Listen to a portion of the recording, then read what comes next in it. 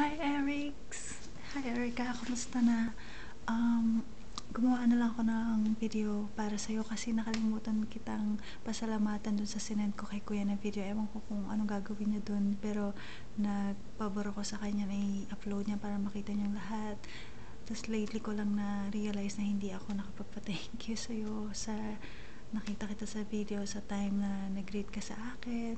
Nandito ako, si Ate Ja. Hindi pa rin ako nagbabago. Talagang proud ako sa'yo, Erica. Ang ganda-ganda mo. Tapos ang laki-laki mo na. Tapos mukha ka namang mabae. Sana lagi mo susundin si mami mo, si Tita Irma. Alam mo ba na sobrang naging masaya yung kabataan ko dahil sa mami mo, dahil lagi kami nag-hangout. Tapos ang saya-saya namin. Tapos ang kulit-kulit ng mami mo. Lagi lang kami nagtatawanan. Kumakain kami. Tapos si Puchi, naalala ko pa, pati si Puchi, yung aso niya, pinadederma niya. Isipin mo yun. Sobra siyang, lokaret. Tapos, talagang pag magkasama kami ng mama mo, all out kami sa isa't isa, wala kaming tinatago. Kung meron kami napapansin, sinasabi namin, kaya natatawa kami. Tapos yung mga crush niya dati. Tapos yung mami mo, ang cool. Dahil nagtatrabaho siya sa bangko, tapos sinasama niya ako doon. One time umaten pa ata ako ng Christmas party dahil lang sa chibok, sa pagkain. Kaya ang saya-saya namin. So Erica, I hope na gamitin mo parati yung talent mo.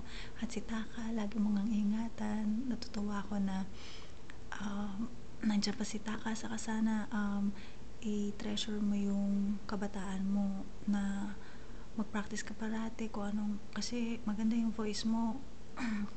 Practice ka, who knows na pagka nag-upload ka ng video sa YouTube, ma-discover ka na lang at the next thing you know, sikat ka na at Grammy nominated ka na. Mga ganong pangarap. So anyway, thank you, Erica, ha, at email mo ako sa darkmoncastle@gmail.com. Yun lang yung email ko na nakikipag-communicate ako. Minsan i-email sila sa akin pero hindi naman na nila na babasa yung reply ko kasi nga puro Facebook na lang, hindi na sila nakakapag-check ng mga regular emails. So wala akong Facebook at hindi naman sukatan ng Facebook sa friendship, diba? You have my email, so please keep in touch sa email ko. Thank you, Erics, and I love you. I hope to see you soon, and ingat ka parate.